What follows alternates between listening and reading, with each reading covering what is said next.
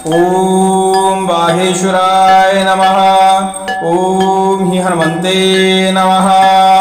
ओम श्री रामाय नमः। घर में दारिद्रता छाई हुई है, घर में रोगी है, धन आ नहीं रहा है, धन जा बराबर रहा है और बहुत परेशानी है। ऐसे में आपको 15 तारीख यानी 15 मार्च 2023 को मीन संक्रांति का योग बन रहा है और इस मीन संक्रांति में कुछ टोटके टोने और कुछ उपाय जो बागेश्वर महाराज जी द्वारा और अन्य संतों के प्रवचनों के द्वारा आपके लिए हम ढूंढ कर लाए हैं और इन उपायों को आप करते हैं तो घर में दारिद्रता चली जाएगी घर से और घर में सुख शांति आ जाएगी। धन आगमन के रास्ते हमेशा के लिए खुल जाएंगे क्योंकि साल भर में 12 संक्रांतियां पड़ती हैं और प्रत्येक माह में एक संक्रांति पड़ती है और जो मीन संक्रांति होती है यह हिंदू वर्ष के अनुसार अंतिम संक्रांति मानी जाती है। इसके बाद हिंदू नव वर्ष का प्रारंभ हो जाता है। तो हमें इस संक्रांति में हम आपको बता दें कि कुछ ऐसे उपाय शास्त्रों में और तंत्र शास्त्रों में और संतों ने अपने प्रवचनों में बताए हैं कि उन उपायों को कोई व्यक्ति यदि करता है तो उसका जीवन सुखमय बीतने लगता है और उसके घर परिवार में दारिद्रता कभी नहीं व्यापती और लक्ष्मी हमेशा आती रहती है और भगवान शिव जी, भगवान विष्णु भगवान की कृपा प्राप्त होती है और सूरज भगवान की अति कृपा प्राप्त होती है। और हम आपको बता दें कि तंत्र शास्त्रों में और ज्योतिष शास्त्रों में ऐसा लिखा गया है कि जिस व्यक्ति के ऊपर सूर्य भगवान की कृपा होती है उस पर सभी ग्रहों की कृपा अपने आप ही होने लगती है क्योंकि सूरज भगवान की आपने कृपा प्राप्त कर ली तो सूरज भगवान जो होते हैं ग्रहों के राजा होते हैं और ग्रहों के राजा की कृपा हो गई तो उसके सेनापति, सेना और दरबारियों की जो कृपा है वह अपने आप ही हो जाती है।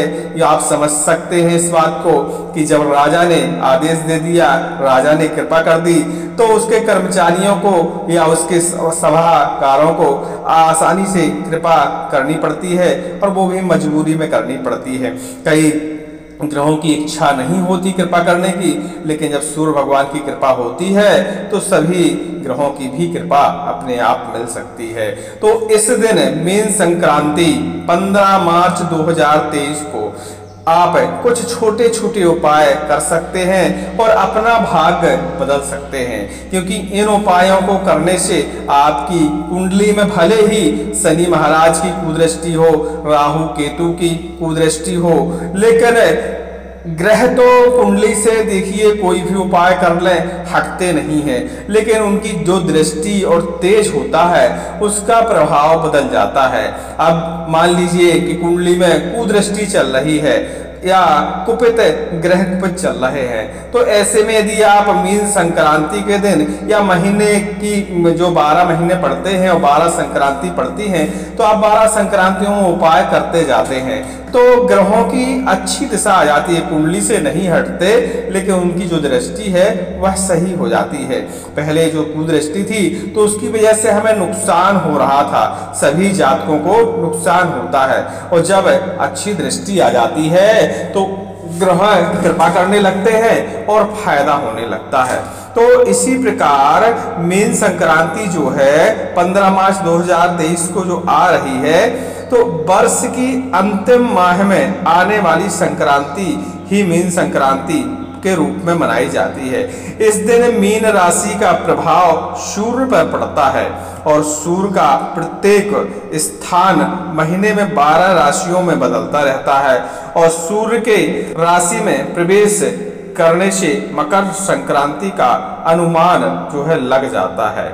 मीन संक्रांति की पूजा विधि जो है बिल्कुल साधारण है, कोई भी कर सकता है, समय ज़्यादा नहीं लगता और हमेशा आदमी स्वस्थ रहता है। सुबह के समय स्नान के उपरांत सूर्यदेव को जल चढ़ाना चाहिए। अब सूर्यदेव को जल चढ़ाने के कुछ नियम हैं। वैसे तो मीन संक्रांति की बात अलग है, आम टाइम के भी सूर्य भगवान को जल चढ़ाने के नियम थोड़े से अलग हैं। अब कैसे नियम हैं? हमें सूरज भगवान को जब जल देना चाहिए हमेशा किसी ऊंची वस्तु पे खड़े होके ही जल देना चाहिए, क्योंकि उसमें ध्यान रखने वाली बात ये होती है कि जैसे ही आप सूर्य भगवान को जल देते हैं तो जल जमीन में गिरता है और जमीन में गिरने के बाद उसके जो छींटे हैं वो हमारे ही शरीर पे कभी कभी वापस आ जाते हैं। तो ऐसे में हमें सूरज भगवान को जल चढ़ाने का पुण्य प्राप्त नहीं होता, उल्टा हमें नुकसान प्राप्त होता है। सूर्य भगवान जी नाराज हो जाते हैं।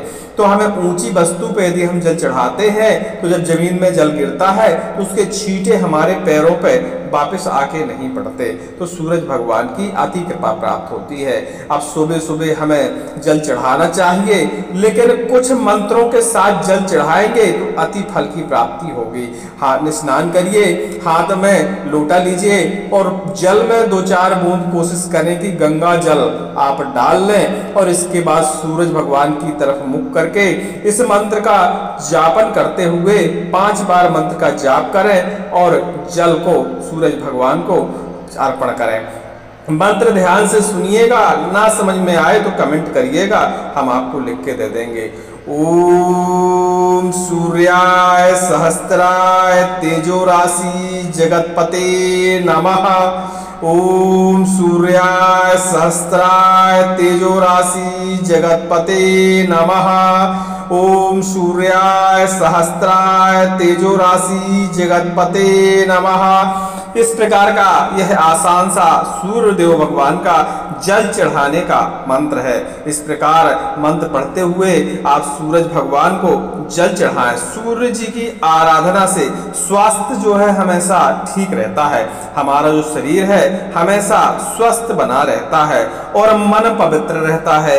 इन दिनों में गौ माता को भरपेट चारा खिलाने से अति पुण्य की प्राप्ति होती है और मीन संक्रांति के दिन यदि गाय को आप चारा खिलाते हैं अपने हाथों से तो राहु केतु आपके ऊपर कुदृष्टि कभी नहीं डाल पाते और भगवान गणेश जी की भी कृपा प्राप्त होती है। और आप समझ गए होंगे कि गणेश भगवान की जब हमारे ऊपर कृपा प्राप्त होगी तो समझ लीजिए कि हमारा बुद्धि का विकास होगा और हमें ऐसी शुद्ध बुद्धि आएगी कि जो हमारे पास संकट आने वाले होते हैं या जो संकट हैं तो उनसे मुक्ति पाने का रास्ता जो है हमारे ही दिमाग में पनपने लगता है।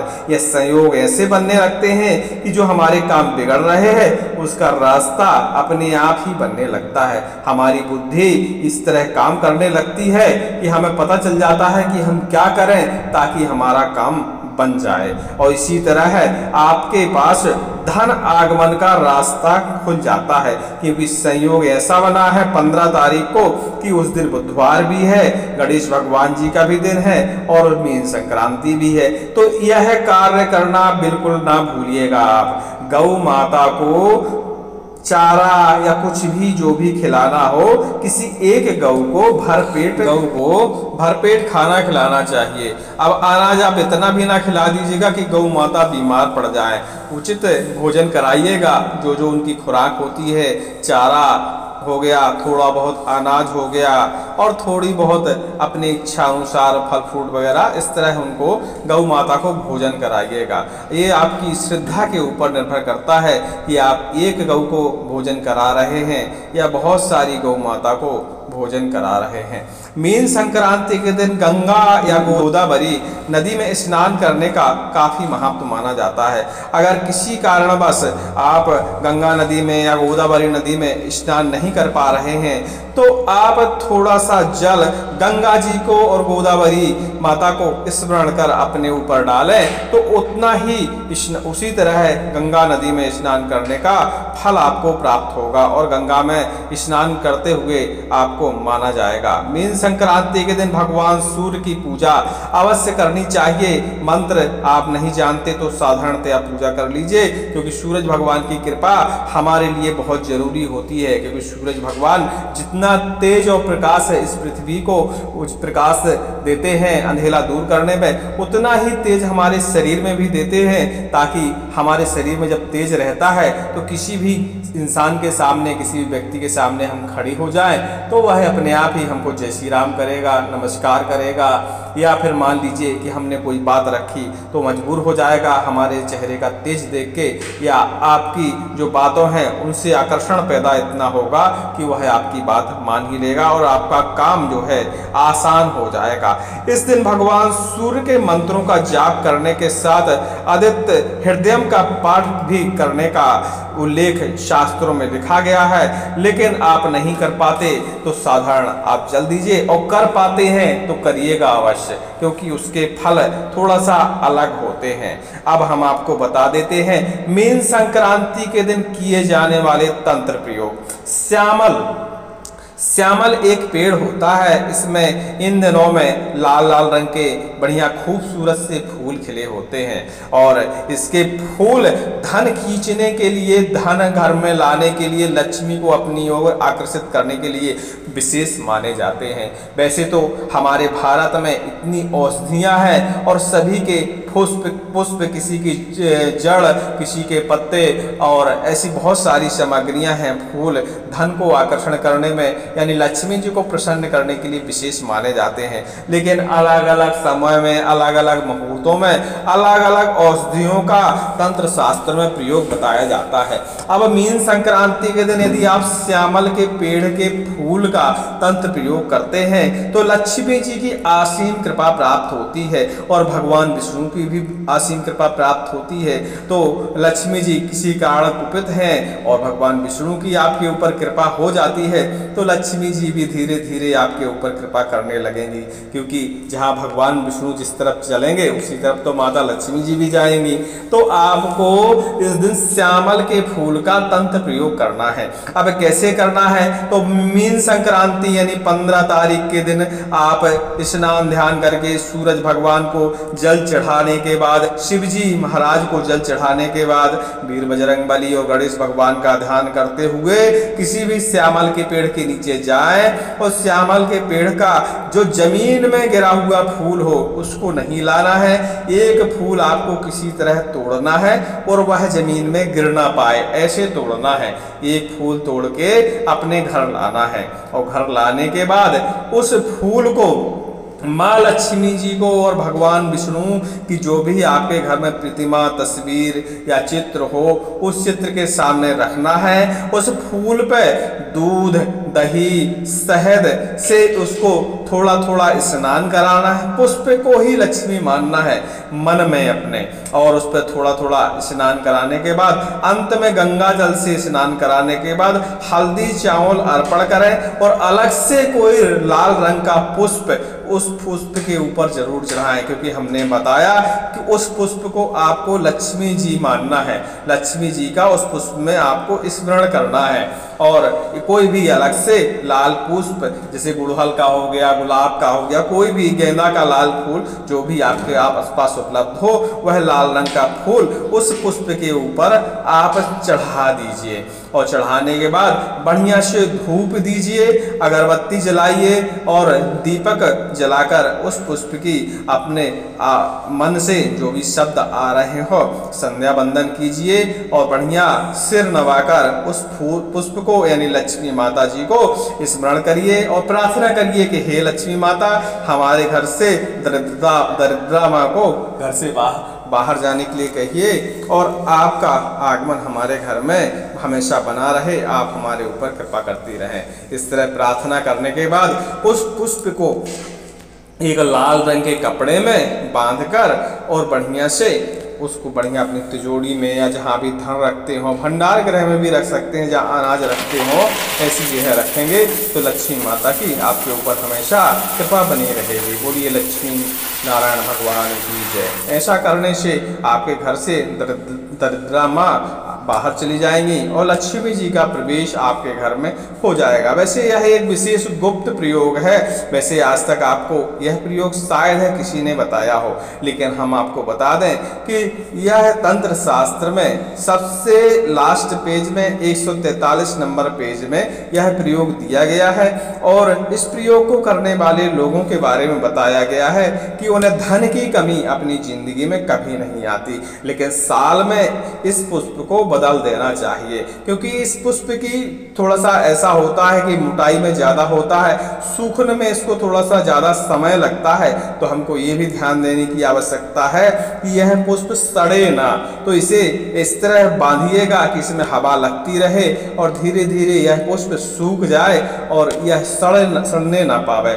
फिर इसके बाद आप अपनी तिजोरी में इसको रखिएगा तो 1 साल यह आसानी से चलेगा। 1 साल बाद इसी संक्रांति के दिन इस पुष्प को बदल दीजिएगा, क्योंकि श्यामल के जो फूल होते हैं इसी महीने में खिलते हैं, जो मार्च फरवरी से लेके अप्रैल के बीच के जो महीने होते हैं इसी समय खिलते हैं। और यह एक विशेष प्रयोग है। इस प्रयोग करने के बाद आपके घर में कलह वगैरह जो होती रही होगी तत्काल ही वैसे आपको असर पता चल जाता है, क्योंकि घर में एकदम शांति सी लगने लगती है। छोटी छोटी बातों में जो मनमुटाव चलता रहता है वह सब शांत हो जाता है और कोई ना कोई ऐसे संयोग बन जाते हैं कि धन धीरे धीरे आपके घर में आने लगता है। तो ये था मीन संक्रांति का एक तंत्र प्रयोग। वैसे मीन संक्रांति के बहुत सारे तंत्र प्रयोग हैं। यदि आप इच्छुक हैं और हमसे जानना चाहते हैं महीने की 12 संक्रांतियों के बारे में और 12 तंत्र प्रयोगों के बारे में, तो आप हमें कमेंट करिएगा, क्योंकि हर महीने एक संक्रांति पड़ती है अलग अलग राशि के ऊपर और अलग अलग राशि में सूर्य भगवान जी का प्रवेश होता है।